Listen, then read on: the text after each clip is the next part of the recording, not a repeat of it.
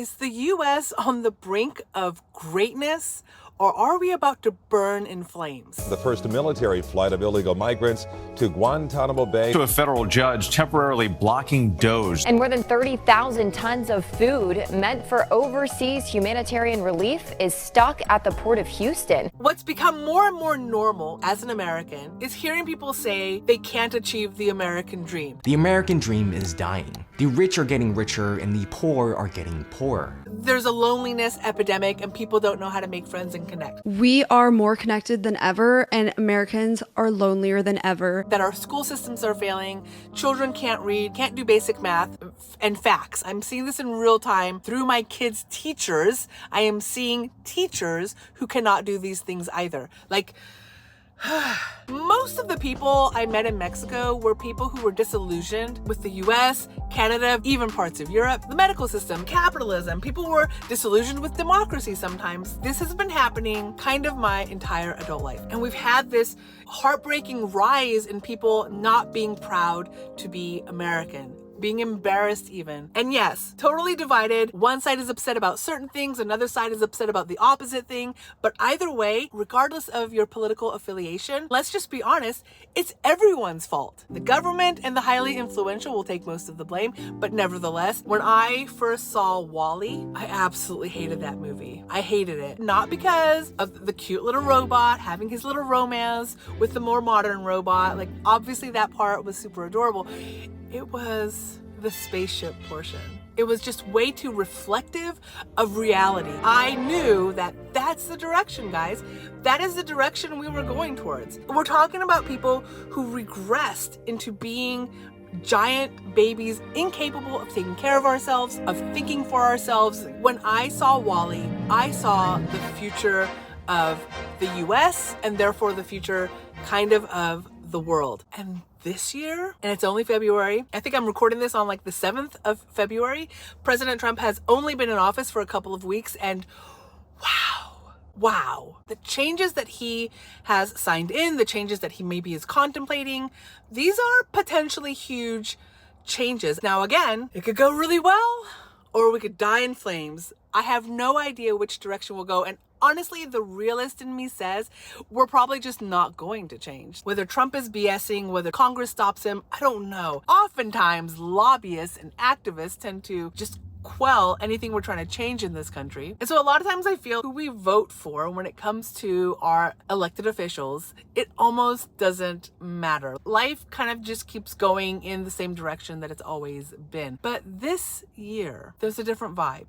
Yeah, it feels almost like what I imagined it must have felt like to have FDR as the president with the New Deal era. But of course, it's way too soon to tell, but I'm having those vibes. FDR is famous for having written the most number of executive orders during his presidency. And executive orders are kind of a great way to test the limits of the executive power, if that makes sense. To a certain degree, it fast tracks, or it can kind of fast track the president's agenda and kind of their strategy for how to improve the country. And while I'm not saying that I care for all the executive orders I've seen so far, what I am saying is I am loving the vibe shift. I love having a president who seems to have an actual vision for this country, and I pray that he's able to execute on those visions with extreme wisdom. While I can say whether I like a particular executive order or a particular law, I personally have a hard time distinguishing exactly which laws and which changes are going to be the changes that our country needs to kind of get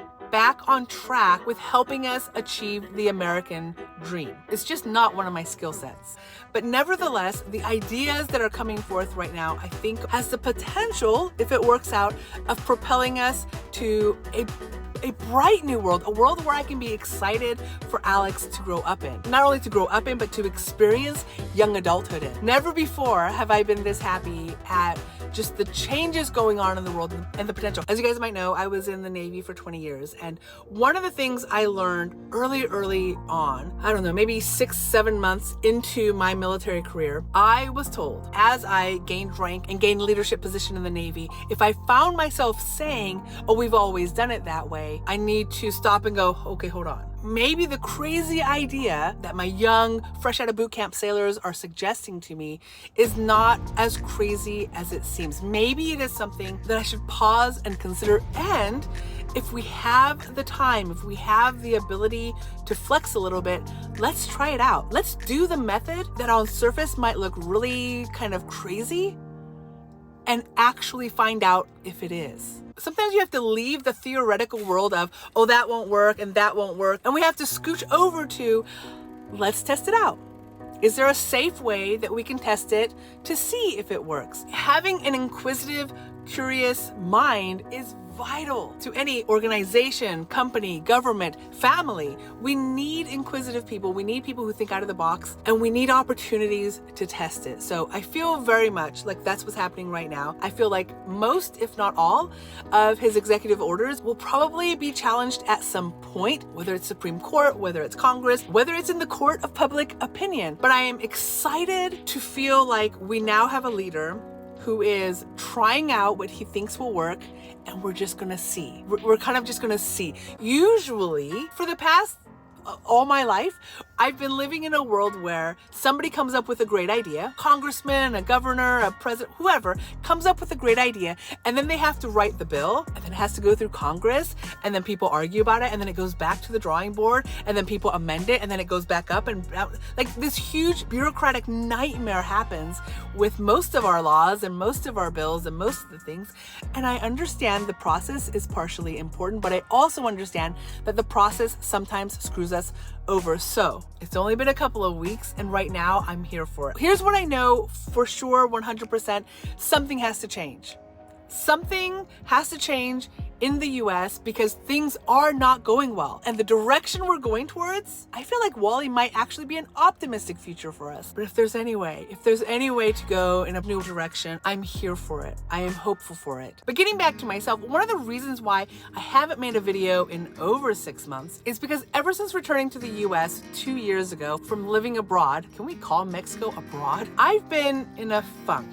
I have not really been doing well. I've been in a negative headspace. My health has honestly plummeted since returning. And last summer, I made a few executive orders for myself to turn things around, because if I had continued along the same path, it would have killed me. And the biggest lifestyle change that I made for myself is at the ripe age of 47, I went back to college. Just enrolled in college. And yeah, it has been kind of surreal being the age of my classmates' parents. I'm the same age, sometimes older than a lot of my professors. I've been taking gym classes with 20-year-olds, digital media classes, and collaborating on class projects. And it's honestly been the best decision, the best way to spend my time. And it even helps with homeschooling Alex as he's entering high school, even as he's taking classes with other instructors. If there's been any doubt in my mind that I could help my son get into college or do the things that he wants to do when he grows up, those doubts are absolutely gone. So yeah, it looks like 2025 and the next 4 years will be unlike any of the years we've had